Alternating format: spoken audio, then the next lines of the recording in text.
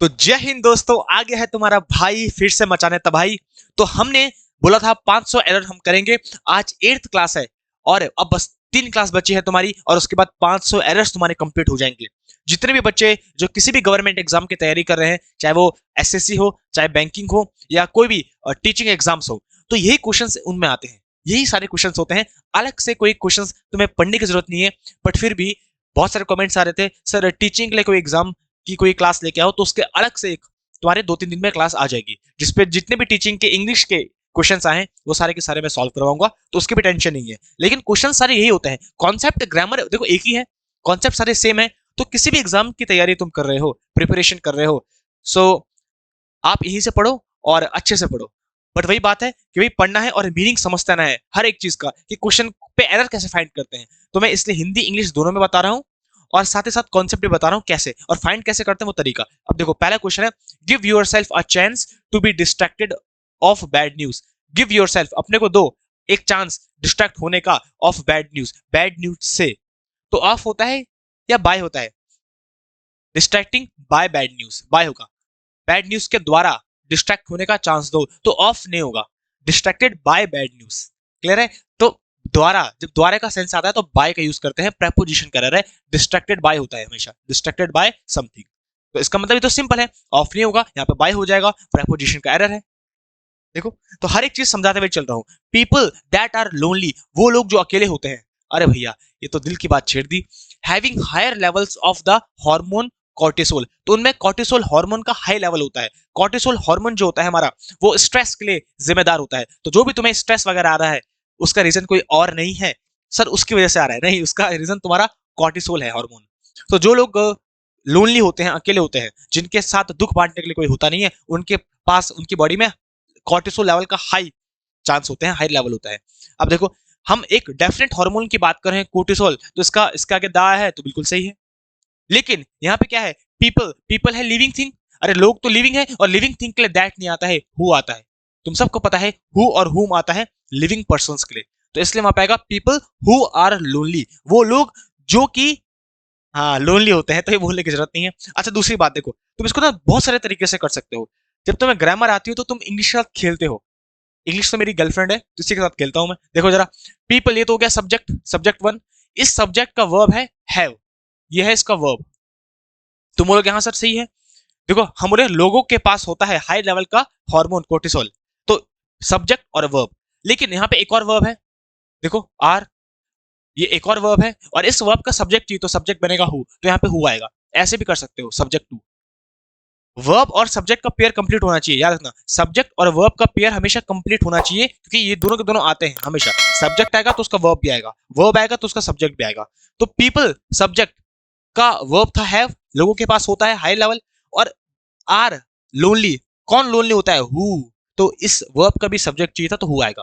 और दूसरी बात है, तुम सबको पता है, लोगों के लिए हम रिलेटिव प्रोनाउन हु का यूज करते हैं, ना कि दैट। दैट तब आता है जब या तो तुम्हें दिखे सुपरलेटिव डिग्री, या तो तुम्हें दिखे some, any, all, same, little, few, a little, the few, ये सब के सब वर्ड्स जब तुम्हें दिखते हैं किसी भी सेंटेंस पे, तब वहां पे दैट आता है। जैसे मैं अगर ऐसे बोलूंगा, she is the only girl who pass the exam.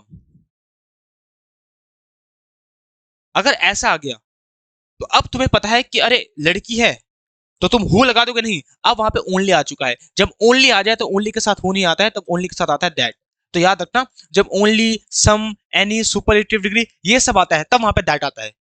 लेकिन यहाँ पे तो ऐसा कुछ है नहीं ओनली वगैरह, तो यहाँ पे दैट नहीं हुआ आएगा। इंसानों के लिए हु, और जब दैट, जब ओनली वगैरह आता है तो उसके लिए that.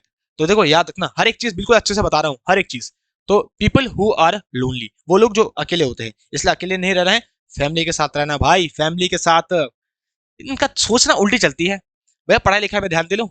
If someone who are talking to, अगर कोई बात करता है किसी से, is open of learning more, अगर कोई किसी से बात करता है और जानने के लिए जिज्ञासु रहता है, इनकरेज दैट कंटिन्यूड क्यूरियोसिटी, तो उसकी जो जिज्ञासा है उसको और बढ़ावा दो। तो हम बोल रहे हैं, if someone you are talking to, अगर तुम किसी से बात कर रहे हो और वो और ज्यादा किसी चीज को जानने के लिए इच्छुक है, तो उसकी इच्छा को हमको बढ़ाना चाहिए। उसको ऐसा नहीं कि अब क्या सीख रहा है तू, बैठा रहे आराम से, क्या सीखने की जरूरत है, नहीं, उसको और मोटिवेट करना चाहिए। तो अगर तुम किसी से बात कर रहे हो और वो ओपन है सीखने के लिए, तो ओपन ऑफ नहीं होता है, ओपन टू होता है, ओपन टू समथिंग, किसी चीज के लिए ओपन है वो, तो ओपन टू होता है। तो फिक्स प्रेपोजिशन का एरर है, तो ओपन के साथ टू आता है ना। अगर वो तुम किसी से बात कर रहे हो और वो ओपन है लर्निंग के लिए, सीखने के लिए, तो उसको और बढ़ावा दो और सीखने को उसको बोलो, प्रोत्साहित करो उसको, तो ओपन टू लर्निंग बस। द इवेंट होराइजन टेलीस्कोप, जो इवेंट होराइजन टेलीस्कोप है, कैन हेल्प, वो हेल्प कर सकता है साइंटिस्ट की एनालाइज द शेप, शेप को पहचानने में, and behaviours of event horizon, और इवेंट होराइजन जो है उसके बिहेवियर को समझने में वो टेलीस्कोप हेल्प करता है। अब देखो, इवेंट होराइजन को वो टेलीस्कोप समझता है, इसीलिए उस टेलीस्कोप का नाम है the event horizon telescope. Telescope तुम्हें पता है सबको क्या होता है, एक बड़ा सा कैमरा तुम मान लो जो स्पेस में भेजा जाता है, ताकि वो इवेंट होराइजन जो होता है, ब्लैक होल वगैरह, उनकी शेप्स को देखे वो अच्छे से, और उनके बिहेवियर्स को जानने में हेल्प करे साइंटिस्ट की। तो यहाँ पे कोई एरर नहीं है, नो एरर है, बिल्कुल सही है। क्यों, तुम बोलोगे सर ऐसा आपको कैसे पता चला कि कोई एरर नहीं है? अरे देखो, एरर किसी कॉन्सेप्ट में बेस्ड होता है, और जब ये कोई डेफिनेशन हम बता रहे हैं तो ये प्रेजेंट इंडेफिनिट में है। द इवेंट होराइजन टेलीस्कोप एक है, कैन हेल्प, मॉडल के साथ वर्ब की फर्स्ट फॉर्म ही आती है, बिल्कुल सही है। हेल्प साइंटिस्ट, साइंटिस्ट क्या हेल्प करेगा, क्या हेल्प करेगा, एनालाइज द शेप, शेप को एनालाइज करने में, and behaviours of event horizon, event horizon के बिहेवियर को पता करने में। तो कोई एरर है नहीं। अगर आप कोई आर्टिकल का, प्रेपोजिशन का कुछ एरर होता तो हम वहां पे एरर टेक कर लेते। तो याद रखना, एरर सिंपल कॉन्सेप्ट पे बेस्ड होता है। जब तुमने सारे चैप्टर पढ़ लोगे, कॉन्सेप्ट पढ़ लोगे, तो उसके बाद तुम्हें एरर खुद दिख जाएगा आराम से। ऐसा कुछ नहीं होता है सर इस पे तो नहीं है, इस पे तो नहीं, ऐसा कुछ नहीं होता है, कॉन्सेप्ट पे बेस्ड होता है। बिना पढ़े तो तुमको नहीं आएगा, जब पढ़ लोगे तो बहुत इजीली कर लोगे। The London based Broad Sky, जो लंदन बेस्ड ब्रॉड स्काई है, quartet meanwhile is one of the world's leading string quartet, तो वो वर्ड का सबसे लीडिंग, सबसे बड़ा क्वार्टलेट है। अब देखो, कल की क्लास में तुम्हें एक चीज बताई थी, याद होगी तो कमेंट पे जल्दी से मारो फेंक के, जल्दी से, कि जब भी आता है वन ऑफ द, तो वन ऑफ द के बाद नाउन सिंगुलर आता है कि प्लूरल, मुझे ये बताओ। वन ऑफ द के बाद सिंगुलर नाउन आता है कि प्लूरल नाउन आता है, जल्दी से बताओ, सब के सब जितने लोग देख रहे हैं कमेंट करके बताओ, वन ऑफ द के बाद सिंगुलर नाउन आता है कि प्लूरल नाउन आता है? वन ऑफ द के बाद हमेशा प्लूरल नाउन ही आता है, हमेशा प्लूरल आता है, क्योंकि वन ऑफ द में से होता है, इसका मतलब होता है में से, ऑफ द का मतलब होता है में से, तो हम प्लूरल में से तो कुछ निकालेंगे, है ना। वन ऑफ द बॉय बोलूंगा मैं या बॉयज बोलूंगा, तुम बताओ खुद, वन ऑफ द बॉय या boys? One of the boy का मतलब है एक लड़के में से एक, तो मैं एक लड़के में से एक कैसे निकाल दूं, प्लूरल में से ही तो कुछ निकालेंगे, तो वन ऑफ द बॉयज होगा वहां पे, बॉयज ना कि बॉय। सेम वही है, one of the world's leading string quartet, या क्वार्टलेट्स, क्वार्टलेट्स, क्वार्टेट्स होगा वहां पे, एस लगेगा, प्लूरल नाउन आएगा। नाउन हमेशा ऑफ द के बाद प्लूरल आता है, इसका मतलब है इस पार्ट में एरर है ना, ऑफ द के बाद इस पार्ट में एरर है, इसका मतलब ये आ गया यहाँ पे वर्ड्स लीडिंग क्वार्टलेट्स, बी पार्ट में एरर है। लो, दुनिया के क्वार्टेट में से एक है वो, दुनिया के क्वार्टर्स में से एक, क्लियर हुआ? तो ऑफ द के बाद नाउन हमेशा प्लूरल आता है। देखो हर एक चीज, यही एक दिक्कत है क्वेश्चन जिसपे बच्चों को हमेशा दिक्कत आती है। इजी तो बहुत होता है लेकिन बच्चे एरर फाइंड कर नहीं पाते हैं इस पे। चलो नेक्स्ट, इसका पढ़ो और मुझे बताओ आंसर, सब के सब। अश्वत्थामा, दुर्नास ओनली सन, सबको पता है द्रोणाचार्य का एक मात्र बेटा था Ashwatthama. Has had developed a fondness for lavish living, तो लेविश मतलब होता भव्य, तो भव्य से आदत हो गई थी उसको जीने की। तो फॉन्डनेस फॉर, फॉन्डनेस फॉर मतलब लगाव होना किसी चीज से, और फॉन्डनेस के साथ हमेशा फॉर प्रेपोजिशन आता है, फॉन्डनेस के साथ फॉर। और फॉन्ड ऑफ, जो दो होते हैं, एक होता है फॉन्डनेस फॉर, एक होता है फॉन्ड ऑफ। फॉन्ड ऑफ मतलब होता है शौकीन, फॉन्ड ऑफ, इसका साथ ऑफ प्रेपोजिशन आता है, और फॉन्डनेस फॉर इसका साथ फॉर आता है, इसका मतलब लगाव। तो अश्वत्थामा जो था उसको बहुत ही भव्य जीवन जीने की से लगाव था, उसको चाहिए था कि मैं बहुत राजा बनूं, भव्य अच्छा जीवन जीऊं, क्योंकि वो गरीब था इसलिए। तो देखो, हैज हैव के साथ वर्ब की थर्ड फॉर्म आती है, तुम बोलोगे हाँ सर हैज डेवलप्ड, तो हेड को हटाओ, दो हेल्पिंग वर्ब कहाँ आएगी? अगर ये तो वही बात होगी, मैंने बोल दिया हैज और वाज और टॉट, तो बताओ तुम बोलोगे सर यहाँ पे ये है मेन वर्ब, वर्ब की थर्ड फॉर्म है, और वर्ब की थर्ड फॉर्म के साथ तो हैज आता है हेल्पिंग वर्ब, दो हेल्पिंग वर्ब की तो जरूरत ही नहीं है, तो वर्स की तो जरूरत ही नहीं है, यहाँ पे हैज हैव के साथ थर्ड फॉर्म आती है, तो इस वर्स को हटाओ, दो हेल्पिंग वर्ब क्यों चाहिए? तो हैज के साथ थर्ड फॉर्म आएगी, तो हेड को हटाओ, हेड की जरूरत ही नहीं कहीं, तो बस यहाँ पे हेड गलत हो जाएगा। हैज डेवलप, उसने डेवलप कर लिया है फॉन्डनेस, एक अच्छी भव्य लाइफस्टाइल का, और इसीलिए उस कारण उसने कौरवों का साथ दिया और फिर मारा गया। अधर्म का साथ देगा तो जो मरेगा ही। Democrats are often more receptive and accommodating of foreign people and cultures. हम बोल रहे हैं जो डेमोक्रेट्स होते हैं अक्सर वो बहुत ज्यादा रिसेप्टिव होते हैं और एकोमोडेटिव होते हैं फॉरेन पीपल और कल्चर से। जो बाहर का जो हमारा कल्चर होता है या लोग होते हैं उनसे बहुत ज्यादा रिसेप्टिव होते हैं, मतलब मिलनसार होते हैं, उनको अपनाते हैं वो डेमोक्रेट्स लोग। अब मुझे बता दो जरा, तभी तुमका नाम डेमोक्रेट्स है, तो बता दो एरर किस पार्ट में है। अगर तुम मेरे साथ पढ़ रहे हो इतने देर से तो मुझे लगता है उन बच्चों को तो एरर समझ पे आ गया होगा, और जो नया बच्चा पढ़ रहा है कोई बात नहीं, ये कॉन्सेप्ट मैंने पहले भी करवाया है लेकिन अभी भी करवा रहा हूं। देखो, जब भी कोई कंजंक्शन आ जाए, कोई भी कंजंक्शन हो सकता है वो, एंड, बिकॉज, व्हेन, कोई भी कंजंक्शन, तो कंजंक्शन हमेशा दो सेम चीजों को जोड़ता है, याद रखना। कंजंक्शन हमेशा दो सेम चीजों को जोड़ता है, सेम सेम सेम सेम चीजों को जोड़ता है, इसी को बोलते हैं कंजंक्शन। जैसे राम एंड श्याम, तो राम और श्याम को जोड़ेगा, राम एंड प्ले तो बोलेगा नहीं वो। वैसे ही वर्ब वर्ब को जोड़ता है, नाउन नाउन को जोड़ता है, सेम चीजों को जोड़ता है। तो यहाँ पे आगे है एंड, एंड भी सेम चीजों को जोड़ेगा, रिसेप्टिव और एकोमोडेटिव। तो एकोमोडेटिव जोड़ेगा ना कि एकोमोडेटिंग। देखो अगर ये टिव TIVE से एंड हुआ है तो ये भी TIVE से एंड होगा, तो यहाँ पे अगर राइट आंसर होगा वो क्या होगा, जरा बता दो सबके सब, अब तो बता दो यार। अकोमोडेटिव, तो रिसेप्टिव एंड अकोमोडेटिव। तो यहाँ पे अगर टिव है लगा है तुम्हारा एडजेक्टिव, तो यहाँ पे भी एडजेक्टिव होगा, याद रखना। तो एडजेक्टिव एडजेक्टिव को जोड़ेगा साथ में, एडजेक्टिव एडजेक्टिव को, तो सेम चीजों को जोड़ता है। तो एंड हमेशा दो सेम चीजों को जोड़ेगा। अगर यहाँ पे है रिसेप्टिव तो यहाँ पे भी होगा एकोमोडेटिव। एडजेक्टिव एडजेक्टिव को साथ जोड़ेगा, पॉजिटिव डिग्री को। एकोमोडेटिंग वर्ब के आईएनजी फॉर्म को नहीं जोड़ेगा। क्लियर हो गया अब। और एकोमोडेटिंग की स्पेलिंग देख लेना, तुम्हारे एग्जाम्स में आती है, CM आता है यहाँ पे, एकोमोडेट, एकोमोडेटिव, ये सब। तो हमारा किस पार्ट में एरर है, जरा सबके सब बताओ। एकोमोडेटिंग पार्ट में एरर है। देखो, तो कॉन्सेप्ट को समझा रहा हूं साथ साथ ताकि तुम इस क्वेश्चन को तो कर ही पाओ, लेकिन इस क्वेश्चन के अलावा बाकी अगर और कोई क्वेश्चन इसी की तरह आ गया तो तुम उसको भी कर पाओ। रटना नहीं है, समझना है कॉन्सेप्ट को, वरना तो रटने का होता तो मैं एक ही मिनट पे 10-10 तुम्हें करवा देता। अच्छा, बैलून्स फिल्ड विद हीलियम, वो बैलून्स जो हीलियम से भरे होते हैं, हीलियम गैस बहुत हल्की होती है तो उड़ते हैं वो बैलून, तो ट्रैवल हंड्रेड्स और इवन थाउजेंड्स ऑफ माइल्स। तो वो बैलून जो हीलियम से भरे होते हैं वो 100 क्या 1000 माइल्स ट्रैवल कर सकते हैं, उड़ सकते हैं। तो थाउजेंड्स ऑफ माइल होगा कि माइल्स होगा, अरे माइल से बोलो ना। 1000, देखो माइल का मतलब तो है सिंगुलर, तो 1000 ऑफ माइल होगा कि माइल्स होगा। मैं बोलूंगा, मान लो मैं बोलूंगा तुम्हें भाई 10,000 स्टूडेंट आए थे, तो 10,000 स्टूडेंट आए थे या 10,000 स्टूडेंट्स आए थे, तो बोलोगे अरे सर 10,000 स्टूडेंट्स आए थे तो एस लगाओ। वैसे ही हम बोल रहे हैं जो बैलून होता है वो 100 नहीं हजारों माइल्स ट्रेवल कर सकता है, तो हजारों माइल्स, तो माइल्स लगाओगे ना, थाउजेंड्स ऑफ के बाद तो प्लूरल नाउन ही आएगा, माइल्स आएगा। तो बस सिंपल है भाई, सिंपल है। समझो चीजों को, हिंदी में तभी समझा रहा हूं, चीजों को समझोगे तो मजा आएगा। अब नेक्स्ट है बश फायर। देखो बुश मतलब होता है झाड़ी, तो झाड़ी में तुम्हें पता है जंगलों में आग लग जाती है बहुत बार, और गर्मियों के टाइम पे तो लगती है क्योंकि हर एक चीज बहुत सूख जाती है, और हल्की से अगर चिंगारी आ जाए तो फिर जंगलों में आग लग जाती है। तो जो बुश फायर होती है, हैव क्रिएटेड हैवोक, हैवोक मतलब टाइप का होता है विनाश, तो उसने विनाश कर दिया है। एंड एक्सेसरबेटेड, एक्सेसरबेटेड मतलब होता है किसी चीज को वर्सन कर देना, और ज्यादा खराब कर देना, बद से बदतर कर देना, एग्रेवेट कर देना किसी चीज को। The condition of animals in the forest, तो जो बुश फायर है उसने विनाश कर दिया है और सिचुएशन को, स्थिति को और बद से बदतर कर दिया है जानवरों के लिए जो कि जंगलों में रहते हैं। अब बता दो एरर किस पार्ट में है। ये तो सिंपल तुम्हारा सब्जेक्ट वर्ब एग्रीमेंट का एरर है।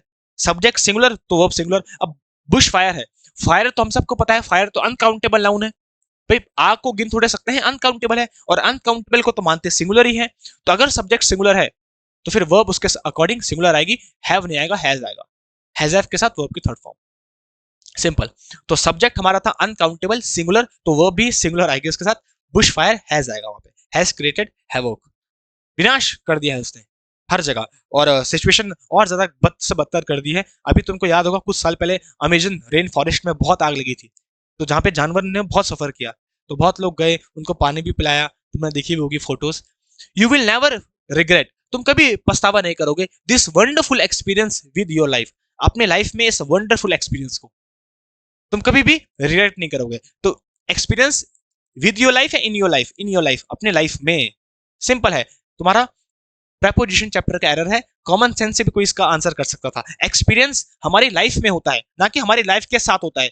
विद का मतलब होता है के साथ, जैसे I study with my friend, मैं अपने फ्रेंड के साथ पढ़ता हूँ। तो हम लाइफ के साथ एक्सपीरियंस नहीं होता है, लाइफ में एक्सपीरियंस होता है। लाइफ इतनी बड़ी है, उसके अंदर बहुत सारे एक्सपीरियंसेस होते हैं। तो एक्सपीरियंस इन योर लाइफ, तो अपने लाइफ में तुम इस वंडरफुल एक्सपीरियंस को कभी भी पछताओगे नहीं, इतना अच्छा एक्सपीरियंस है। जैसे अभी पढ़ाई का हो रहा है तुम्हें।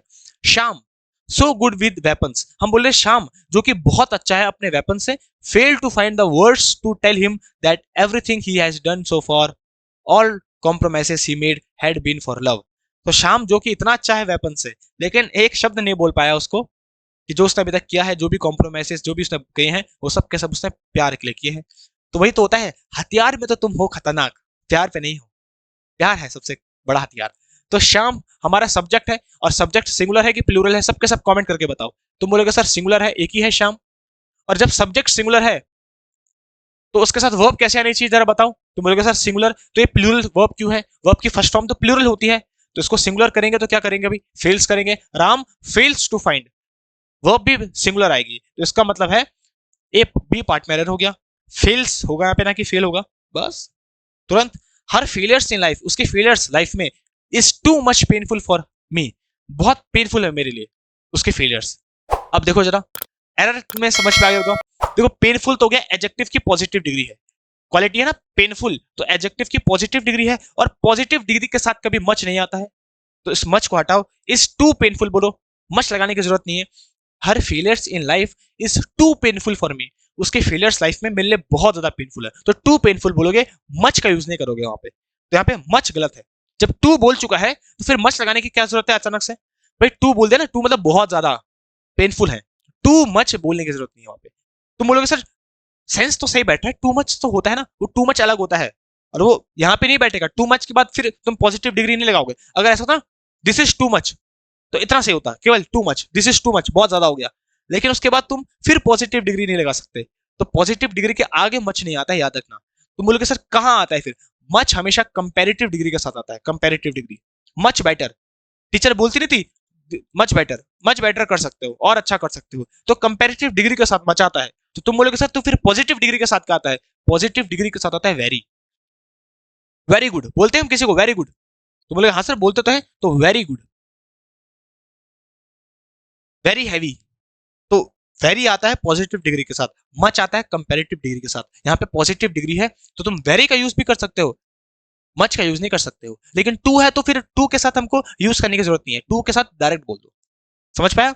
तो मच आता है कंपैरेटिव के साथ और वेरी आता है पॉजिटिव के साथ। ये है हमारा अपना लॉजिक। तो कॉमन सेंस से भी समझा दिया, और लॉजिक से भी समझा दिया, और तुमको कॉन्सेप्ट से भी समझा दिया।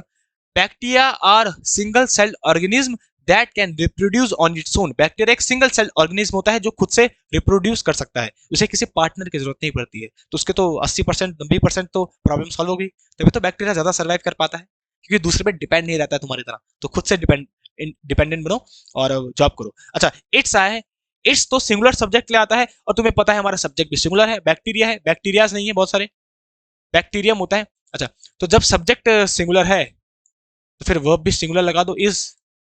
जब इट्स आया ना, इट्स तो इसने सिंगुलर लिया है, और जब इट्स आया है तो उसका मतलब सब्जेक्ट सिंगुलर है, सब्जेक्ट सिंगुलर है तो फिर वर्ब भी सिंगुलर आएगी। क्लियर है? बस ये है। तो बैक्टीरिया इज, यहाँ पे ये हो जाएगा। अ गुरु इज समवन, एक गुरु वो होता है who does not charge you a fee, जो तुमसे कोई पैसे नहीं लेता है। क्यों? Because someone who is tied in greed couldn't release you, जो खुद किसी लालच में बंधा होगा वो तुम्हें क्या मुक्त करेगा। तो असली गुरु हम बोल रहे हैं वो होता है जो तुमसे फीस चार्ज नहीं करता है किसी भी चीज की, क्योंकि जो खुद लालच के बंधन में बंधा होगा वो तुम्हें बंधन से मुक्त क्या करेगा। तो देखो जरा, अ गुरु इज, एक गुरु वो होता है बोल रहे हैं, प्रेजेंट की बात कर रहे हैं, गुरु वो होता है। तो अगर प्रेजेंट की बात कर रहे हैं और डेफिनेशन किसी भी चीज की बताते हैं तो प्रेजेंट बात करते हैं। अगर प्रेजेंट की बात कर रहे हैं तो हु इज यहाँ पे भी प्रेजेंट है। कुडंट ये तो पास्ट में हो गया, कुड तो पास्ट पे नहीं, प्रेजेंट की बात करें तो कैंट बोलो, प्रेजेंट में लाओ, कैन लाओ। कैन का पास्ट फॉर्म होती है कुड, तो पास्ट की बात थोड़े कर रहे हैं। जब प्रेजेंट की बात कर रहे हैं, इज आया है, यहाँ पे भी इज आया है, तो इसको भी प्रेजेंट में करो। लॉ ऑफ पैरेललिज्म कि अगर सेंटेंस प्रेजेंट में चल रहा है तो पूरा सेंटेंस प्रेजेंट में ही चलेगा। तो इज है तो इसको भी पास्ट कुड से लाके कैन प्रेजेंट में करो। तो कांट हेल्प यू, तो कहोगे यहाँ पे कुडंट रिलीज यू, तो तुम्हारी हेल्प नहीं कर सकता वो गुरु, तुम्हारे को रिलीज नहीं कर सकता जो खुद बंदा हो। तो इसलिए ढोंगियों से बच के रहें। मैं हमेशा बोलता हूं मेहनत करते रहो और ढोंग से बचो। आजकल सोशल मीडिया में तो इतना ज्यादा चलता है कि बच्चे डिस्ट्रैक्ट हो जाते हैं। And so for the sex of his son, और अपनी बेटी की भलाई के लिए ही रिमेन्ड, वो रहा एब्सोल्युटली काम, बिल्कुल शांत। तो अपनी बेटी की भलाई के लिए वो बिल्कुल शांत रहा। बहुत बार ऐसा होता है कि बच्चों के भलाई के लिए भी माँ बाप को कितना सहना पड़ता है, बोलने का मन तो करता है लेकिन बच्चे की भलाई तो शांत रहना पड़ता है ना? तो फॉर द सेक होता है, सेक्स नहीं होता। अरे सेक्स थोड़ा है यार, अनकाउंटेबल नाउन है। फॉर द सेक होता है, तुम सबको पता है, भलाई के लिए। तो फॉर द सेक, हम बोलते हैं ना for the sake of my life, मुझे छोड़ दो, या मेरी बेटे के लिए, भगवान के लिए, for the sake of God, भगवान के लिए छोड़ दो मुझे। तो फॉर द सेक होता है, सेक्स नहीं होता। डेफिनेट फिक्स्ड फ्रेज होता है इंग्लिश में, गिनते नहीं है इसको, काउंटेबल नहीं है, इसलिए सेक्स तुम पीछे एस नहीं लगा सकते। शेक्स तुमने तो वो कर दिया उसको, अरेबिया की शेक्स बना दिया उसको। सच वॉज द एजुकेशन, ऐसी तो एजुकेशन थी स्पार्टन्स की, with regard to one of the greatest of their kings, उनके किंग्स की वन ऑफ द ग्रेटेस्ट। अब देखो, ऑफ देयर किंग, देयर तो एडवर्ब होता है यहाँ पे, ये देयर थोड़े चाहिए, नाउन से पहले तो एडजेक्टिव चाहिए, एडवर्ब नहीं चाहिए। तो एडजेक्टिव क्या होगा? एडजेक्टिव तो देयर होगा, उनका किंग, उनके राजा बहुत सारे। तो नाउन से पहले एडजेक्टिव चाहिए होता है, ना कि एडवर्ब। ये तो एडवर्ब होता है, इसका मतलब होता है वहां। बहुत बच्चों को भी समझ पे नहीं आया होगा, उनको समझाना पड़ेगा। देखो जरा यहाँ देखो, तो हमारा एरर जो है वो बी पार्ट में है। तो मैं एक्सप्लेन करता हूं। आई वेंट, तुम मुझे बताना, आई वेंट मैं गया, देयर या देयर, बताओ जरा, मैं गया वहां या क्या? तुम बोलोगे सर ये वर्ब है, और वर्ब को जो एक्सप्लेन करता है वो एडवर्ब होता है। इस एडवर्ब का मतलब होता है वहां, मैं वहां गया, ये एडवर्ब है, ये एडजेक्टिव है। हमको वर्ब को एक्सप्लेन करने के लिए एडजेक्टिव नहीं चाहिए होता है, एडवर्ब चाहिए होता है। क्लियर हुआ? तो बोलोगे हाँ सर, आई वेंट मैं गया, कहाँ गया? वहां गया। तो वहां जगह का नाम बताए तो ये देयर है, एडवर्ब ऑफ प्लेस। लेकिन अगर मैं एक सेंटेंस ऐसे लिख दूं, आई, अच्छा इसको ऐसे लिखता हूं, they were doing their work, they were doing, अब बताओ मुझे क्या आएगा, देयर या देयर वर्क? वो अपना काम कर रहे थे, दे वर डूइंग देयर वर्क, तो वो अपना काम कर रहे थे। अब मुझे बताओ, वर्क है नाउन, और नाउन से पहले चाहिए एडजेक्टिव, एडजेक्टिव तो ये है देयर, उनका, इसका मतलब उनका, उनका, इसका मतलब है वहां। तो वहां, वहां काम कर रहे थे नहीं, वहां उनका काम कर रहे थे। तो नाउन से पहले आता है एडजेक्टिव, जो कि होता है ये देयर, ये होता है एडजेक्टिव देयर। तो नाउन से पहले एडजेक्टिव चाहिए होता है। इस देयर का मतलब तो होता है जगह। समझ पा गया? तो ऐसे छोटे मोटे एरर्स वो देता है एग्जाम में।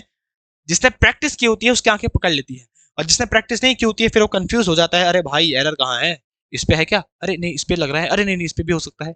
तो फिर वो ऐसे देखता है वो एरर। फिर बता रहा हूँ, कॉन्सेप्ट पे बेस्ड होता है, डरने की बात नहीं होती है। वर्कर्स एंड कंपनीज, जितने भी कर्मचारी हैं, कंपनीज हैं, और in all sectors, her sector में, कैन कंट्रीब्यूट, कर सकते हैं, कंट्रीब्यूट योगदान दे सकते हैं अपनी स्किल का, to meet society new needs.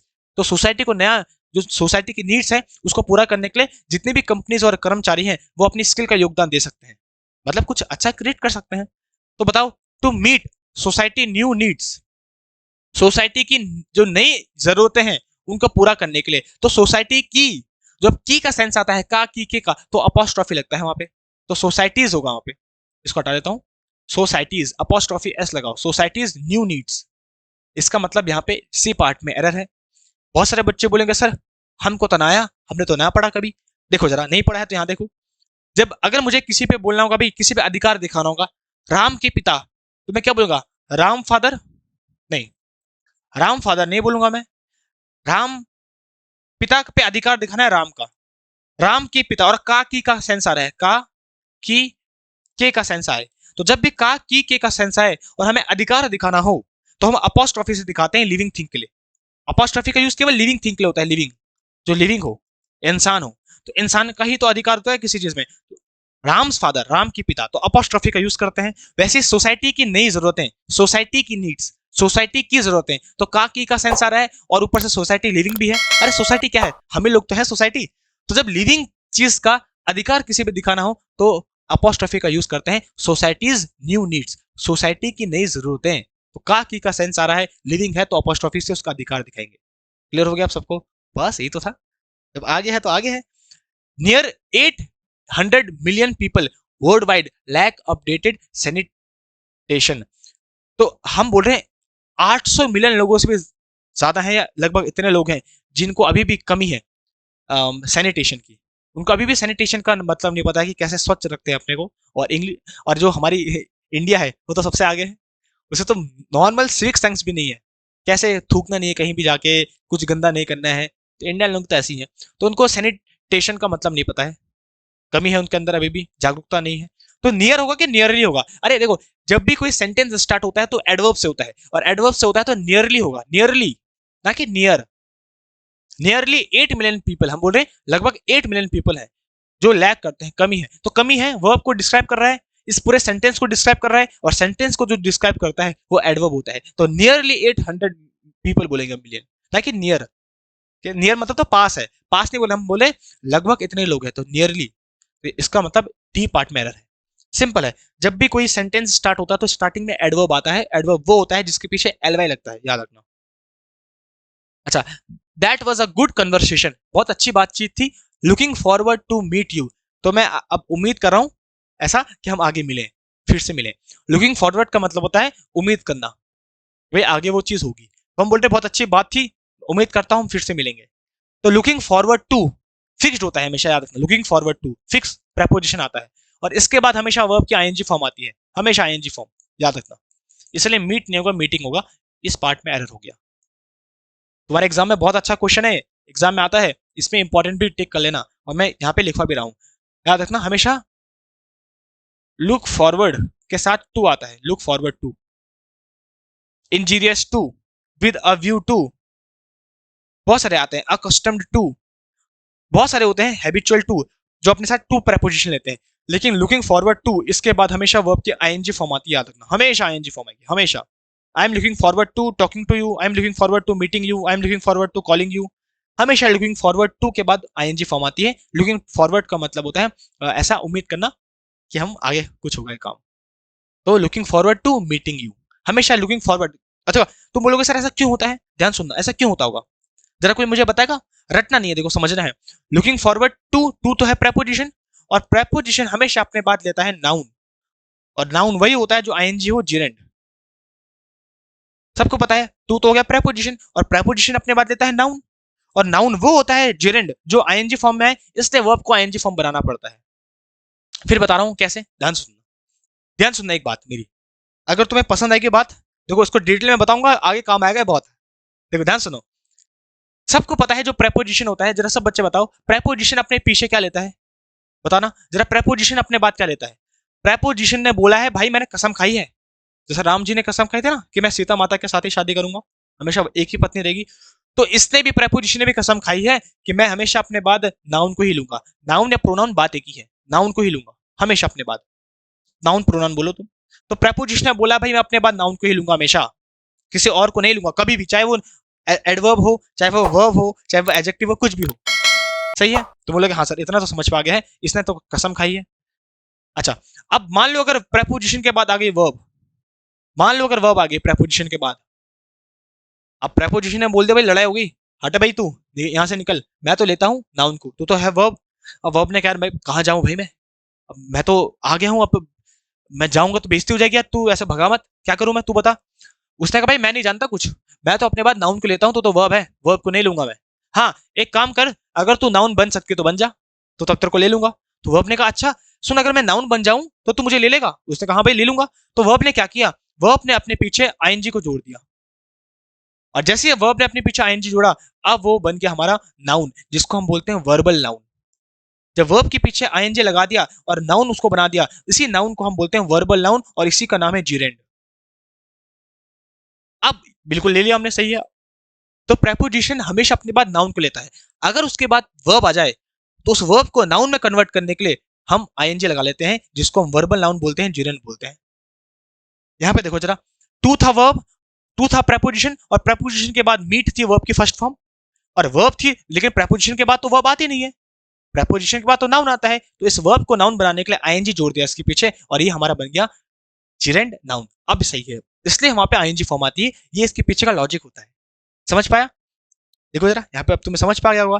जैसे मैं बोलूंगा एक एग्जांपल लेता हूं, और अगर तुम्हें समझ पा गया है तो मैं चाहता हूं इस एग्जांपल का आंसर सबके सब दें, बताओ इसमें क्या गलती है, अगर है तो क्या गलती है? जैसे यहाँ पे लिख रहा हूं, आई एम,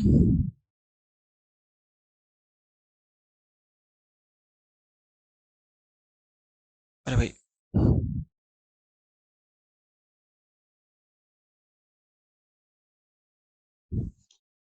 लो,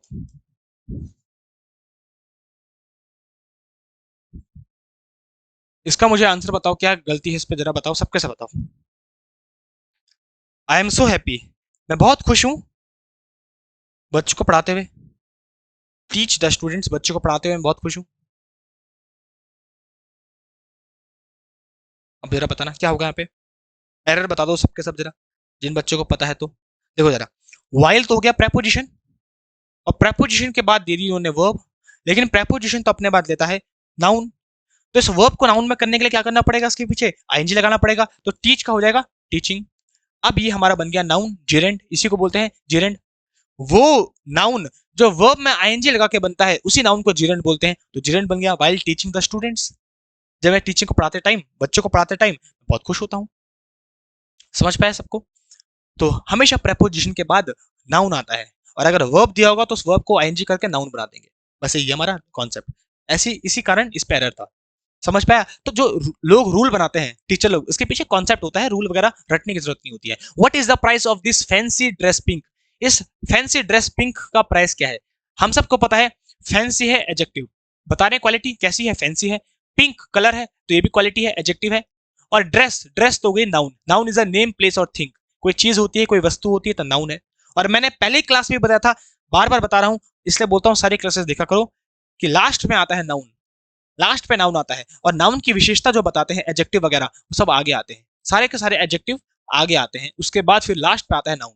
तो जो फैंसी है वो भी आगे आएगा, पिंक भी आगे आएगा, ड्रेस लास्ट में आएगा, तो ये पार्ट में एरर है बिल्कुल। तो क्या होगा इसका, फैंसी पिंक ड्रेस, ये हो जाएगा फैंसी पिंक ड्रेस, या पिंक फैंसी ड्रेस, तुम दोनों बोल सकते हो, लेकिन दोनों आगे ही आएंगे नाउन के। तो ए पार्ट में हमारे एरर है। समझ पाया? नाउन लास्ट पे आता है, और नाउन से पहले फिर एडजेक्टिव आते हैं उनको डिस्क्राइब करने के लिए, उनकी क्वालिटीज, जो विशेषता बताते हैं, विशेषण।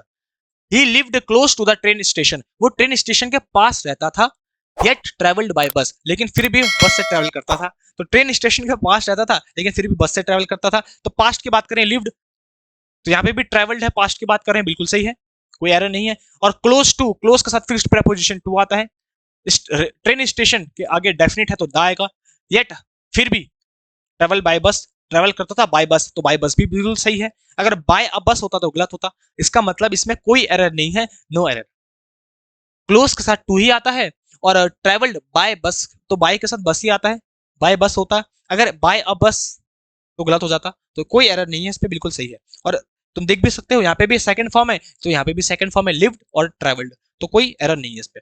You should sort it out the problem, तुम्हें प्रॉब्लम को सॉल्व करना चाहिए योरसेल्फ, खुद से, rather than depending on the third party, बजाय कि किसी और पे डिपेंड होने के। तो किसी और पे डिपेंड होने के तुम्हें प्रॉब्लम्स को खुद ही सॉल्व करना चाहिए, शॉर्ट आउट करना चाहिए।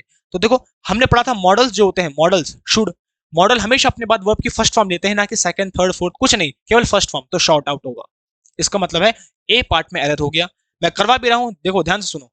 डिड जब भी आ जाए, डू जब भी आ जाए, डस जब भी आ जाए, या जितने भी मॉडल्स होते हैं, can, could, may, might, must, will, shall, need और टू, यूज टू, ये सब के सब, ये हम सब हमेशा अपने साथ वर्ब की फर्स्ट फॉर्म लेते हैं, base form, bare infinitive. Do, does, did, modals हमेशा अपने साथ वर्ब की फर्स्ट फॉर्म लेते हैं। तो मॉडल है शुड, और शुड अपने साथ वर्ब की फर्स्ट फॉर्म लेगा शॉर्ट आउट, ना कि शॉर्टेड आउट। क्लियर है भाई सबको? नोट भी करते रहो, इन सब की पीडीएफ तुम्हें टेलीग्राम में मिल जाएगी, क्लास के नीचे ही डिस्क्रिप्शन में, जैसे तुम जाओगे क्लास के नीचे मोर दिख रहा होगा तुम्हें, मोर में जाओगे तो वहीं पे टेलीग्राम का लिंक है, वहां से तुम्हें फ्री ऑफ कॉस्ट सारी पीडीएफ मिल जाएगी। डैन नीडेड हेल्प, डैन को सहायता चाहिए थी, to get the tight coat of him, ताकि वो अपने टाइट जो कोट है उसको निकाल सके। बहुत बार हम टाइट कपड़े पहन लेते हैं, निकाल नहीं पाते हैं, हाथ पहुंचता नहीं पीछे तक, फ्लेक्सिबिलिटी तो जीरो है आजकल। तो डैन को हेल्प चाहिए थी ताकि वो टाइट कोट निकाल सके। तो गेट ऑफ नहीं होता है, गेट ऑफ होता है, डबल एफ होता है, गेट ऑफ। और मैंने तुम्हें बोला भी था, ऑफ हमेशा सेपरेट का सेंस देता है, अलग करने का सेंस, सेपरेट, तो ताकि कपड़े से निकाल सकें, तो गेट ऑफ होता है, याद रखना, फ्रेजल वर्ब। गेट ऑफ मतलब होता है किसी चीज को निकालना, सेपरेट करना। और ऑफ तो हमेशा सेपरेट का ही सेंस देता है, कि कोट उससे कोई निकाल दे, उसको हेल्प चाहिए थी क्योंकि टाइट था कोट, खुद से नहीं निकलेगा। तो जब सेपरेट का सेंस आए, निकालने का या हटाने का या दूर करने का, तो हम हमेशा ऑफ का यूज करते हैं। ऑफ का मतलब होता है दूर करना या सेपरेट करना। क्लियर है? या बंद करना, switch off the light. The postman delivers the letters through hand, door to door. तो पोस्टमैन कौन होता है? जो हाथों से दरवाजे पे चिट्ठियां बांटता है, तो हाथों के द्वारा बांटता है। और अभी मैंने बोला था द्वारा का जब यूज होता है, द्वारे का सेंस कि हाथों के द्वारा, तो उसके लिए बाय आता है, बाय। जैसे my room was cleaned by Ram, मेरा कमरा साफ किया गया था राम के द्वारा। तो जब किसी के द्वारा कोई काम होता है तो हमेशा वहां पे बाय का यूज करते हैं, थ्रू का यूज नहीं करते हैं। थ्रू तो तब आता है जब प्रोसेस के द्वारा कोई काम हो।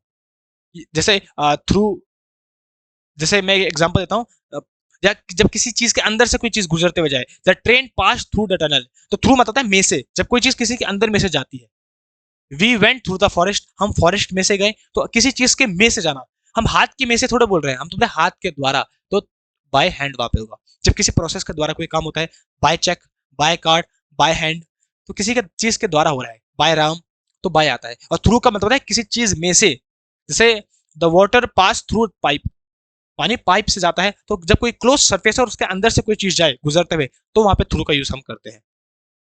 तो थ्रू नहीं होगा, बाय होगा। बाय मतलब होता है जब किसी प्रोसेस के द्वारा कोई काम करते हैं। शी वॉच द थीफ, उसने चोर को देखा था। Who steel the purse in the bus, जिसने कि उसका पर्स चुराया था। हम पास्ट की बात कर रहे हैं। उसने चोर को देखा था, जिस चोर ने उसका पर्स चुराया था। पास्ट की बात करें तो पास्ट, स्टील को भी पास्ट में करो, स्टोल करो। भाई जब हमारा सेंटेंस चल रहा है पास्ट में, उसने देखा था उस चोर को जिस चोर ने उसका पर्स चुराया था, तो पास्ट की बात करें तो दोनों को वर्ब की सेकंड फॉर्म करो, लॉ ऑफ पैरेललिज्म। जब पास्ट में चल रहा है तो पास्ट की बात ही होगी भाई, तो स्टील को भी पास्ट में करो, स्टोल। अच्छा, स्टील का मतलब होता है चुराना, तो एक वाली स्टील कौन सी होती है जिसका मतलब लोहा टाइप का होता है, वो होता है स्टील, वो अलग है, वो स्टील है याला, और ये स्टील है, ए आता है इसमें, चुराना, इसका मतलब था लोहा, वो अलग है, दोनों देखना। और एक स्टेल होता है, स्टेल, इस स्टेल का मतलब होता है वो चीज जो बासी हो, रैंसिड हो, बासी। Everybody stared when me enter the drawing room, जब मैं ड्राइंग रूम में एंटर किया तो सबके सब मुझे स्टेयर कर रहे थे, घूर रहे थे, सबके सब मुझे घूर रहे थे, पास्ट की बात कर रहे हैं। When I enter the drawing room, जब मैं ड्राइंग रूम में आया, तो एंटर हो गई वर्ब, और वर्ब के पहले क्या चाहिए होता है हमको, तुम बोलोगे सर सब्जेक्ट चाहिए होता है, वर्ब के पहले तो सब्जेक्ट आता है। इंग्लिश का जनरल स्ट्रक्चर क्या होता है, सब्जेक्ट, वर्ब, ऑब्जेक्ट। तो वर्ब के पहले हमेशा आता है सब्जेक्ट, और अगर वर्ब के पहले सब्जेक्ट आएगा तो सब्जेक्टिव केस में लिखो ना भाई, जब पोजीशन सब्जेक्ट की है तो मी नहीं लिखोगे, आई लिखोगे।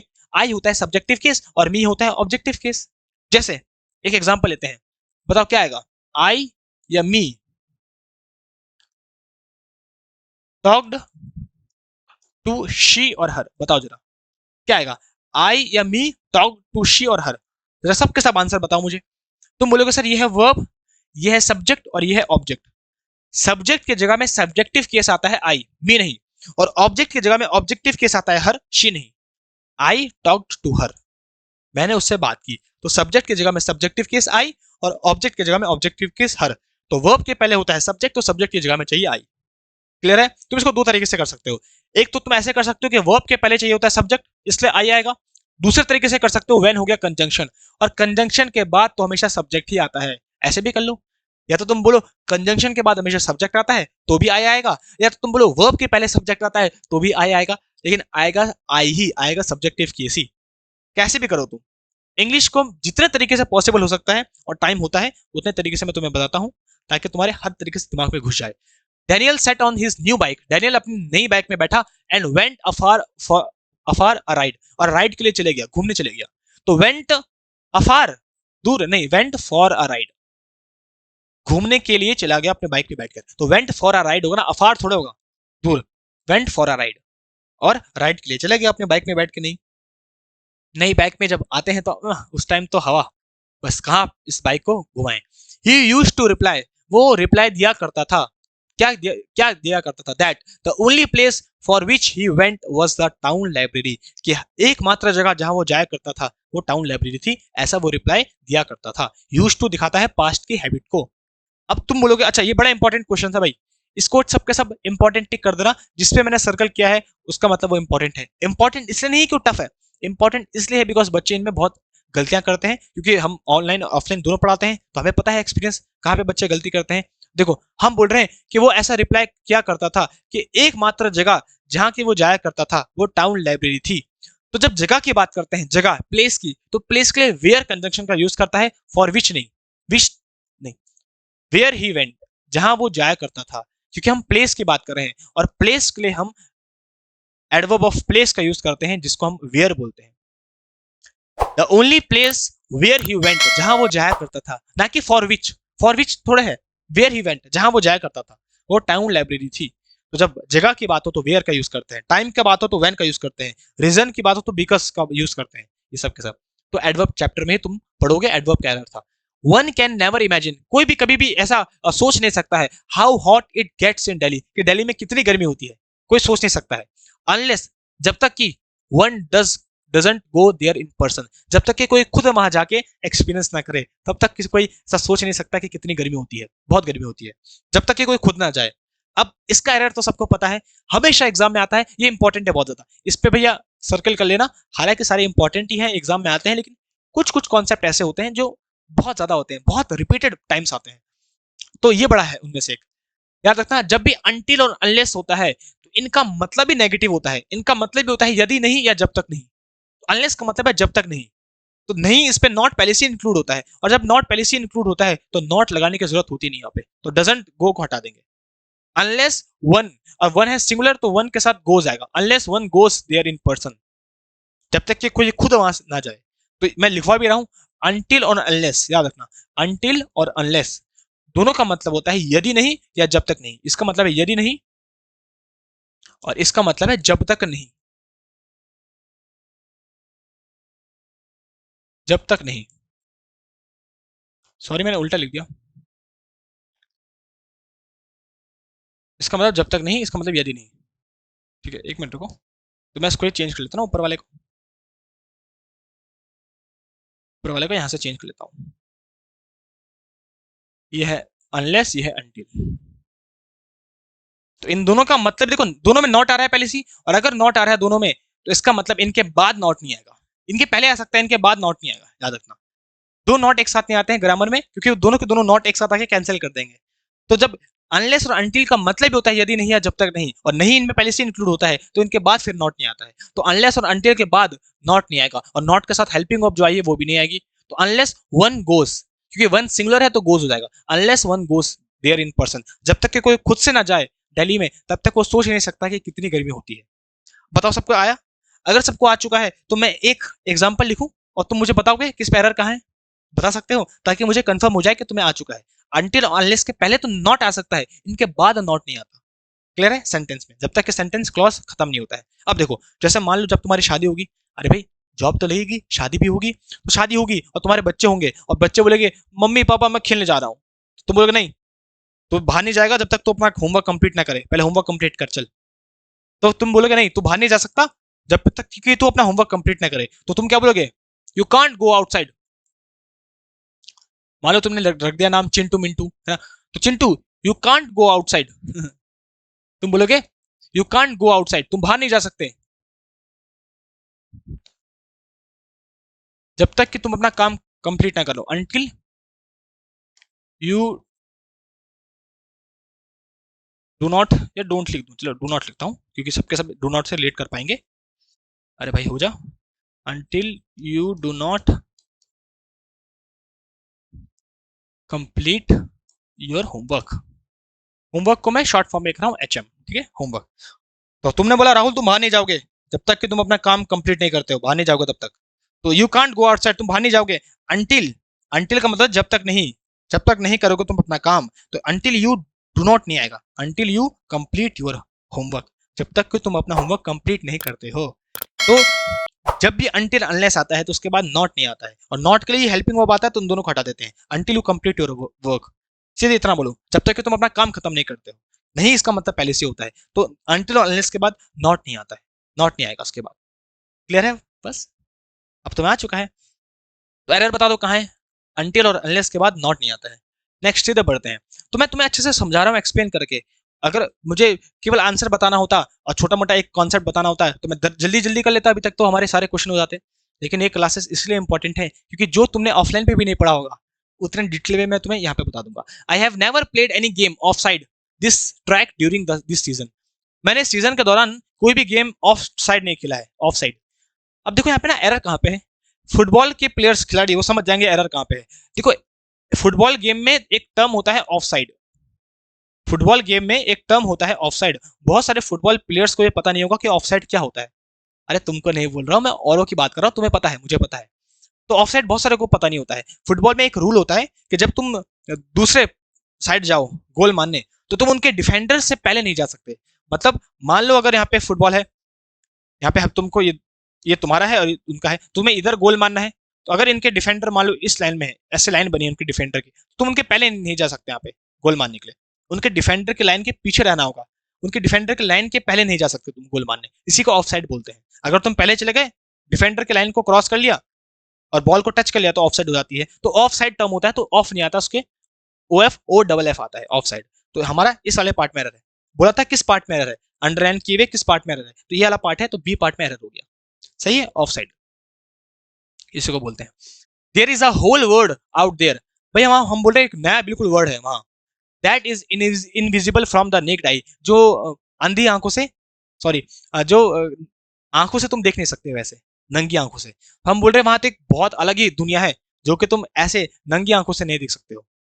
तो there is a world out there, वहां एक बहुत ही शानदार वर्ड है, that is invisible from the naked eye to the naked eye. Invisible to, किसके लिए इनविजिबल है? नंगी आंखों के लिए इनविजिबल है।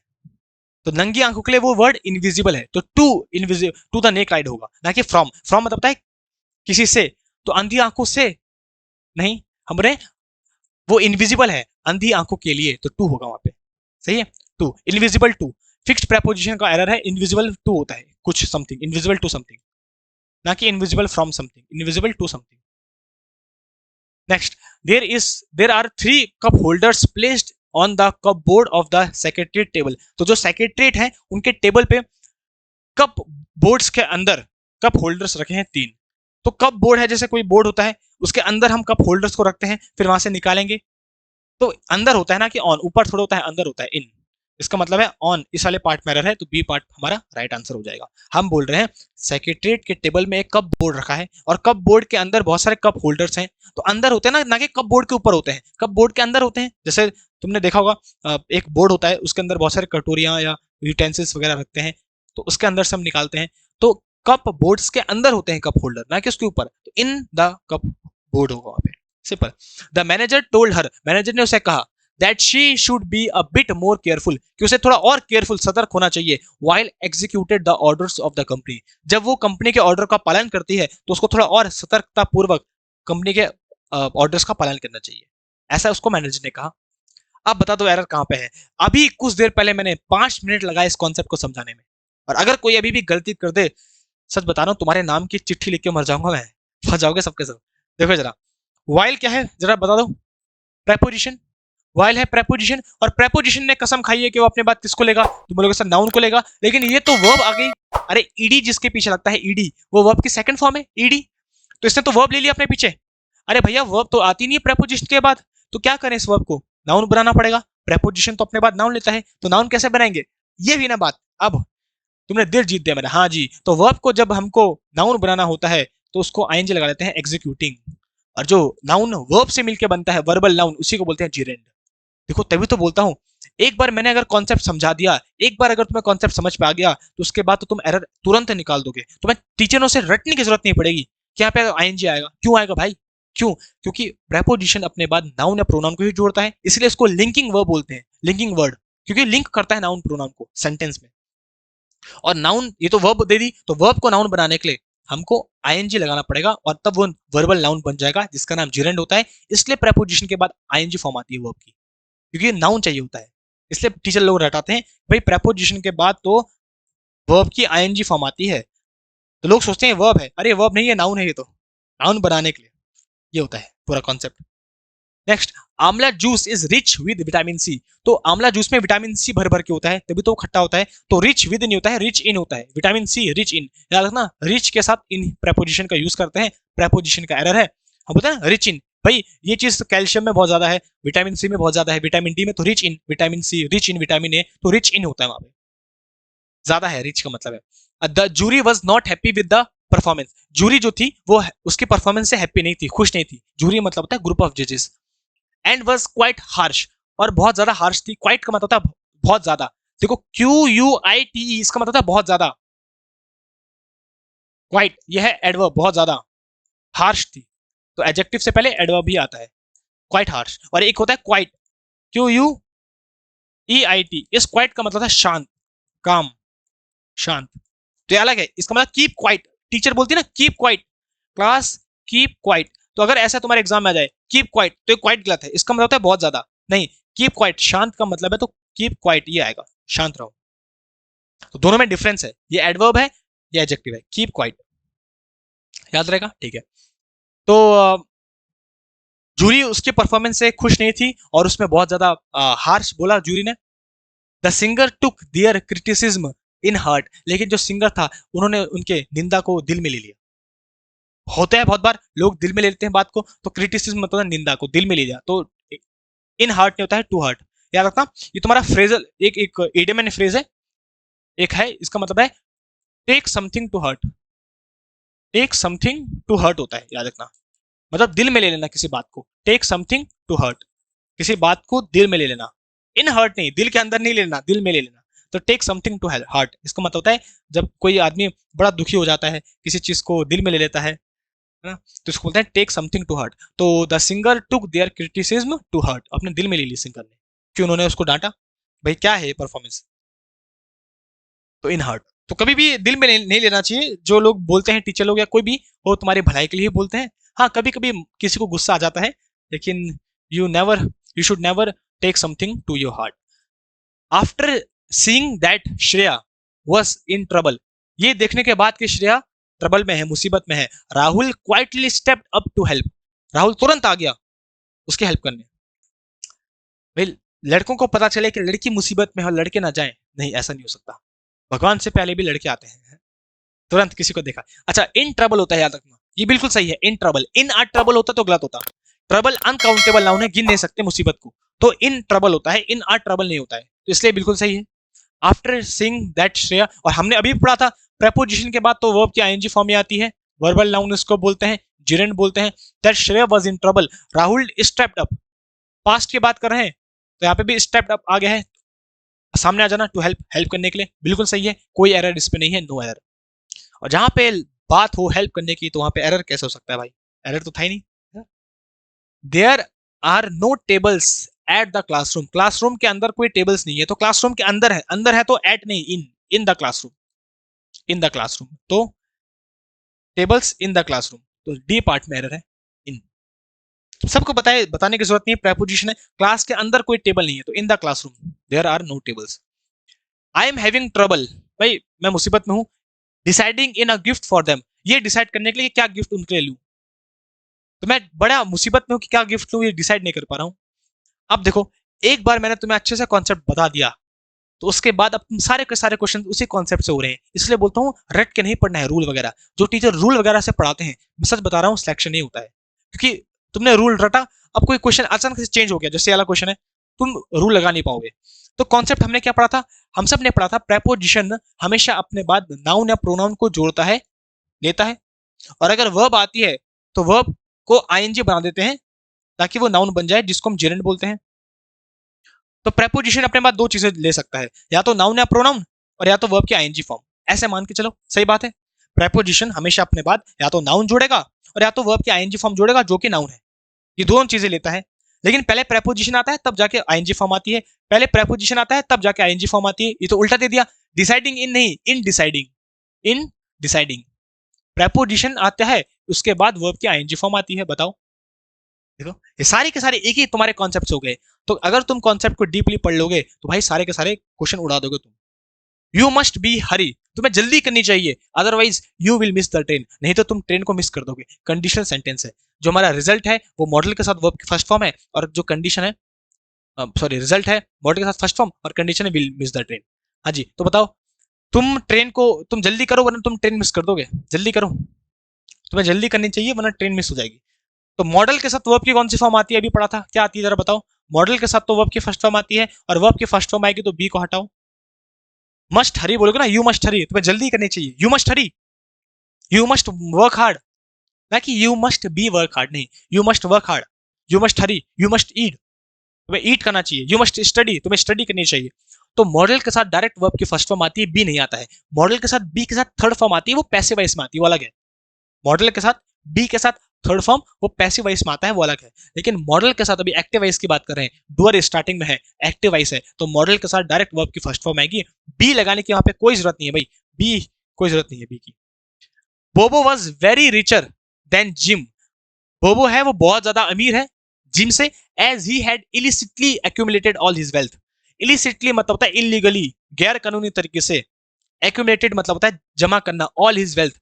तो हम बोल रहे हैं जो बोबो है वो जिम से बहुत ज्यादा अमीर है, क्योंकि उसने गैर कानूनी तरीके से जितनी भी उसके पास संपत्ति है उसको एक्यूमुलेट किया है, जमा किया है। तो गैर कानूनी तरीके से उसके पास संपत्ति है, इसलिए बोबो अमीर है जिम से।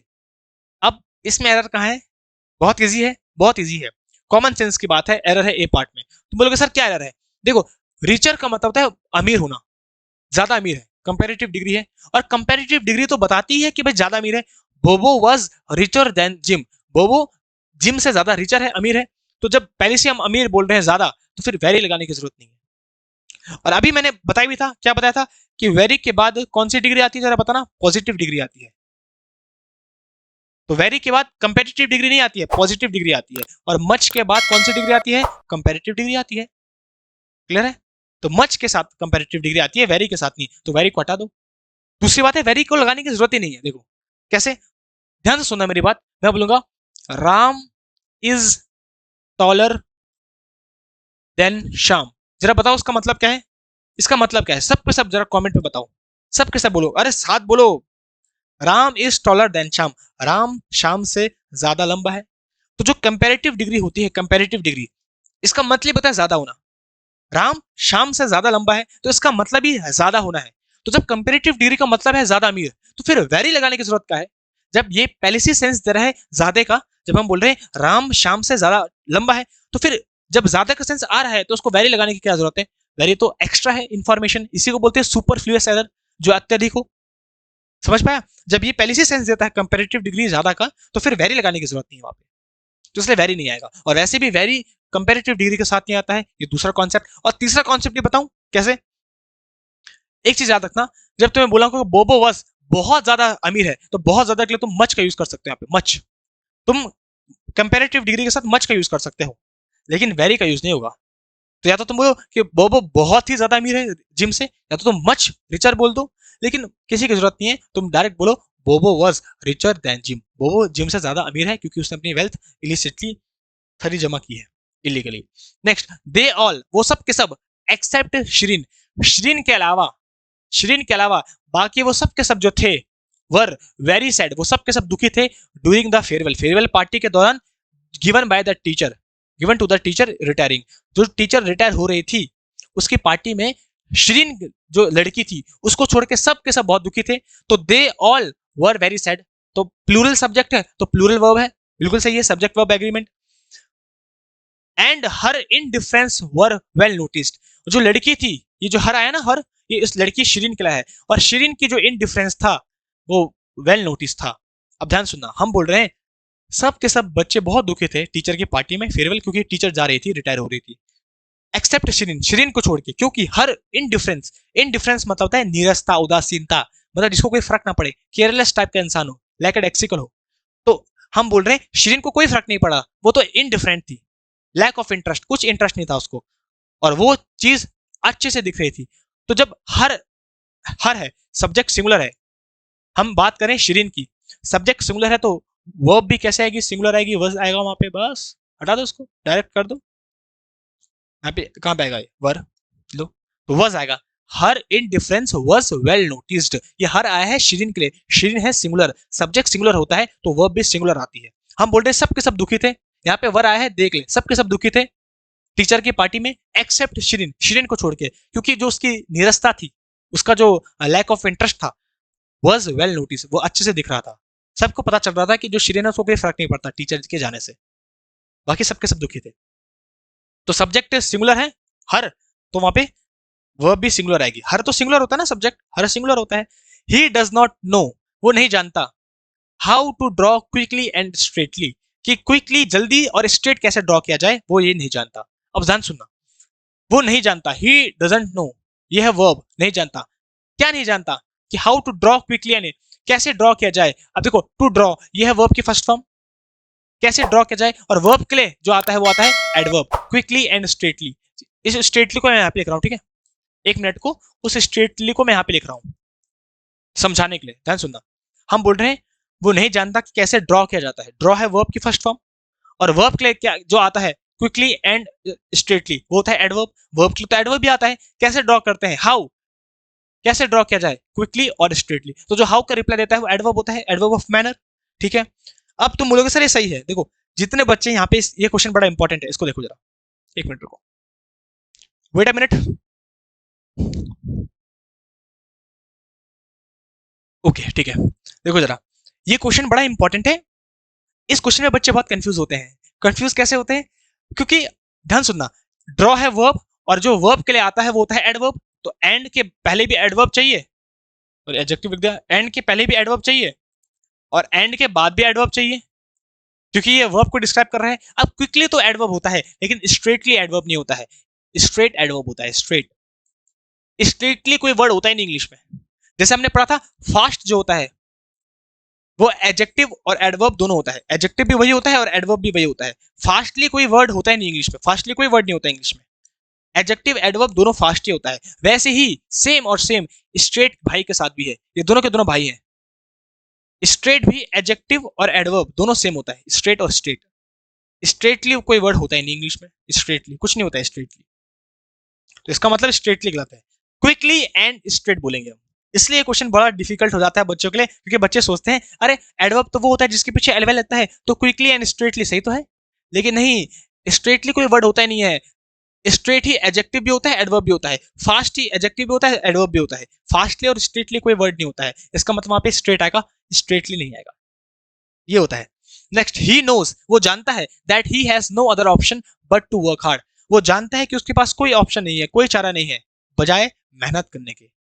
तो यहां देखो नो अदर कंजंक्शन के साथ फिक्स जाता है देन, नो अदर देन बोलते हैं ना, नो अदर देन, तो देन आता है इसके साथ कोरिलेटिव कंजंक्शन, तो नो अदर देन होता है ना कि but, no other than, nothing else but होता है, नो अदर देन होता है, no other than to work hard, उसे पता है कि उसके पास कोई और चारा नहीं है बजाय मेहनत करने के। She has a habit of spending against her means, हम बोले उसके उसकी हैबिट है spending against her means, means मतलब होता मतलब, तो अपने मतलब से ज्यादा खर्च करने का हैबिट है उसके, तो ये गलत है, अगेंस्ट नहीं होता है, बियॉन्ड होता है, spending something beyond her means, तो बियॉन्ड स्पेंड करना, बियॉन्ड मतलब ज्यादा, अपनी मीन्स जरूरत से ज्यादा खर्च करना, तो अगेंस्ट नहीं होगा, बियॉन्ड होता है, बियॉन्ड मतलब होता है कोई चीज किसी चीज के पार हो जाना, तो अपनी जितना उसका मतलब है उसके भी पार वो खर्च करती है, ये उसकी हैबिट है, तो स्पेंडिंग बियॉन्ड हर मीन्स ये होता है, फिक्स्ड फ्रेज होता है, इसका मतलब होता है एक्स्ट्रावेगेंट जो होता है, जो एक्स्ट्रा खर्चा करता है, तो spending beyond her means.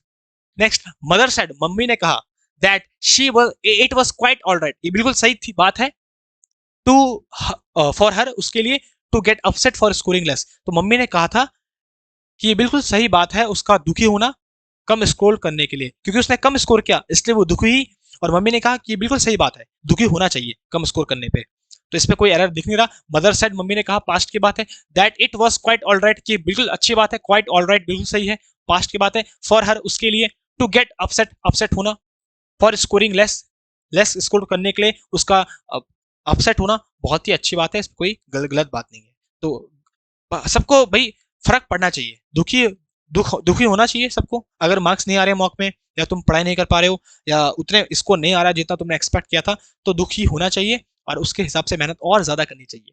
Next, she has not written a single novel by 3 years, 3 सालों से उसने कोई एक नोवेल भी नहीं लिखी है, तो 3 सालों से ये है ड्यूरेशन ऑफ टाइम, और जब टाइम का ड्यूरेशन गिवन होता है तो बाय नहीं आता है, फॉर आता है, जब एग्जैक्ट टाइम गिवन होता है पॉइंट ऑफ टाइम तो सिंस, और जब ड्यूरेशन ऑफ टाइम तो फॉर। जैसे now I have been teaching for 1 hour at least ना, तो फॉर 1 hour, तो जब टाइम गिवन होता है ड्यूरेशन तो वहां पे फॉर आता है ना कि बाय आता है। Next, she is quite a generous women, हम बोलते हैं वो बहुत ज्यादा दयालु इंसान, बहुत औरत है, बहुत ज्यादा दयालु औरत है। टू हैव डोनेटेड, जिसने कि डोनेट किया है, a large amount for the flood affected people, तो जो बाढ़ से ग्रसित लोग हैं उनके लिए उसने बहुत ज्यादा दान किया है, इसलिए वो दिल की बहुत ज्यादा उदारू औरत है, तो जेनरस मतलब होता है जो दिल का उदार होता है, तो बहुत ही उदार महिला है वो, बहुत ज्यादा, तो बहुत ज्यादा का सेंस है, तो क्वाइट आएगा कि क्वाइट आएगा, जरा बताना दोनों में डिफरेंस क्या होता है। अभी तो पढ़ा था, क्वाइट का मतलब होता है ज्यादा, ये होता है एडवर्ब, ज्यादा, हमको ज्यादा बोलना है। और इस क्वाइट का मतलब होता है शांत। ये क्वाइट तो शांत है, इस क्वाइट का मतलब शांत। हम बोल रहे हैं वो शांत महिला है, हम बोल रहे हैं वो बहुत ज्यादा उदार महिला है, तो बहुत ज्यादा का आता है सेंस, तो क्वाइट आता है वहां पे adverb. She is quite a generous woman. तो ये छोटे मोटे एरर वो देता है एग्जाम में। इस क्वाइट का मतलब होता है शांत, और इस क्वाइट का मतलब होता है बहुत ज्यादा, एक्सेसिव। लो, कंफ्यूज मत होना, जहां पे बहुत ज्यादा का सेंस होगा वहां पे क्वाइट का यूज करोगे, और जहां पे शांत का मतलब उस पर क्वाइट का यूज करोगे। असली में इसको बोलते हैं क्वाइट, इसको बोलते हैं क्वाइट, यट पढ़ते हैं यट, अगर प्रोनाउंसिएशन बोले तो इसको बोलते हैं क्वाइट और इसको बोलते हैं क्वाइट, ऐसे बोलते हैं प्रोनाउंसिएशन में। लो भैया सीधा आगे बढ़ते हैं। आई टोल्ड रहू, मैंने रहू से कहा, ऑन वेट फॉर 2 hours, 2 घंटे वेट करने के लिए एट द बस स्टॉप में। अब बताओ इन चारों में अंडरलाइन है, इन चारों में किस पार्ट में रहे? I told Rahul on wait या टू वेट? टू वेट, तो ऑन नहीं होगा टू होगा। I told Rahul to wait, on नहीं टू होगा वहां पे। मैंने राहुल से कहा क्या करने के लिए? टू वेट, वेट करने के लिए। तो टू वेट होता है ना कि ऑन वेट होता है। The meeting was held upon for an hour due to non availability of the committee members. Committee members के नॉन अवेलेबिलिटी थी, कमिटी मेंबर्स वहां उपस्थित नहीं थे, इसलिए मीटिंग 1 घंटे लेट हो गई, डिले हो गई। और जब डिले का सेंस आए तो हेल्ड अपॉन नहीं होगा, वहां पे होगा हेल्ड ऑन। हेल्ड के साथ up, held up sorry, held up use होता है। तो बोलोगे सर हेल्ड अप क्या होता है? अगर किसी ने अभी तक 200 फ्रेजल वर्ब की क्लास नहीं देखी, सीरीज तो देख लेना। होल्ड अप होता है फ्रेजल वर्ब तुम्हारा। होल्ड अप का मतलब होता है टू डिले, डिले करना, लेट करना, किसी चीज को टाल देना। तो हम बोल रहे हैं कम्युनिटी के मेंबर्स नहीं थे अवेलेबल, इसलिए मीटिंग 1 घंटा डिले हो गई, तो हेल्ड अप हो गई, ना कि held upon. Held up clear है? तो हेल्ड अप मतलब होता है किसी चीज को डिले करना, देरी करना। तो 1 घंटे के लिए मीटिंग डिले हो गई, होल्ड या हेल्ड अप हो गई, क्योंकि कमिटी मेंबर्स नहीं आए थे। और लास्ट जो आज का है, know talking on the dinner table. Dinner table में नहीं बात करना इज अ एब्सोल्यूट रूल, एक एब्सोल्यूट रूल है, एक नियम है बिल्कुल दृढ़, कि डाइनिंग टेबल में कोई बात नहीं करेगा खाते टाइम। और जबकि खाते टाइम ही बात होती है, तुमने देखा होगा मूवीज पे फॉरेन की, कि डाइनिंग टेबल में जब सब होते हैं तो वहां पे बातचीत होती है। हम बोल रहे हैं जब डाइनिंग टेबल पे होगा कोई बात नहीं करेगा। देखो ये है वर्ब, इसका ऑब्जेक्ट, इसका सब्जेक्ट क्या है वर्ब का? तो बोलोगे सर नो टॉकिंग। और अभी हमने पढ़ा था जिरेंट सब्जेक्ट बनता है, सब्जेक्ट की जगह में नाउन आता है। भाई देखो वर्ब के पहले तो होता है सब्जेक्ट, और सब्जेक्ट की जगह में नाउन ही आता है, और नाउन वर्ब की आईएनजी फॉर्म होती है, तो बिल्कुल सही है नो टॉकिंग। और ये जो आया है इसके बाद ऑन द डाइनिंग टेबल, ये प्रेपोजिशनल फ्रेज है, प्रेपोजिशनल फ्रेज, क्योंकि प्रेपोजिशन से स्टार्ट हो रहा है, बिल्कुल सही है। On the dining table is an absolute rule, और is an absolute rule and article आता है नाउन के लिए, नाउन है रूल, और रूल के पहले ये एडजेक्टिव है एब्सोल्यूट, तो कोई एरर नहीं है, नो एरर है, सही है। वर्ब के पहले हमको चाहिए होता है सब्जेक्ट, सब्जेक्ट बनता है नाउन, और नाउन वही होता है जिसके पीछे वर्ब के पीछे आइन लगता है, नो टॉकिंग। तो बात नहीं करना डाइनिंग टेबल में, ये एक एब्सोल्यूट रूल है, नियम है जिसका पालन करना चाहिए। तो भैया बताओ कैसी लगी आज की क्लास, आया ना मजा? सारे के सारे एक्सप्लेन मैं अच्छे से कर रहा हूँ, क्वेश्चंस भी तगड़े ला रखा हूँ, और उसके बाद कॉन्सेप्ट तो मैं ऐसे बता रहा हूँ कि मजा आ जाएगा। तो इन सब को पढ़ते रहो, अपनी तैयारी को अच्छे से रखो। भाई ऐसी क्लासेस यूट्यूब में मिलती नहीं है फ्री ऑफ कॉस्ट। इन सब के लिए मैं भी चाहूँ तो मैं भी बहुत सारे फीस चार्ज कर सकता हूँ, और कोई भी कर सकता है। अगर कोई इतनी वैल्यू देगा तो बिल्कुल वर्थ होगा उसका फीस चार्ज करना। लेकिन फिर भी मैं तुम्हें फ्री में कंटेंट देता हूँ, इसीलिए ताकि बहुत सारे बच्चे हैं जो एग्जाम्स दे नहीं पाते हैं या फीस अफोर्ड नहीं कर पाते हैं, तो उनकी तैयारी अच्छे से हो सके, और तुम्हारी तैयारी में एक नई जान आए, चार चांद लगे। तो अगर तुम्हें ये मेहनत पसंद आती है, ये क्लासेस पसंद आती है, ये एफर्ट्स पसंद आते हैं, तो भाई क्लास को लाइक जरूर करना, और इन क्लासेस को अपने दोस्तों के साथ शेयर जरूर करना। और जितने भी लोग देख रहे हैं प्लीज प्लीज प्लीज ये रिक्वेस्ट है कि भाई कमेंट्स किया करो, और अपने फीडबैक कमेंट पे दिया करो। तुम्हें कैसी भी क्लास लगी, अच्छी चीज बुरी चीज, सब के सब लिखा करो, लेकिन अपना फीडबैक पक्का दिया करो, ताकि मैं उसी हिसाब से इंप्रूव हो सकूं। तो मेहनत करते रहो, पढ़ाई करते रहो, इन सब की पीडीएफ तुम्हें टेलीग्राम में फ्री ऑफ कॉस्ट मिल जाएगी। अपना ख्याल रखो, बाय बाय। मेरे प्यारे दोस्तों, मैं हूं अंशु।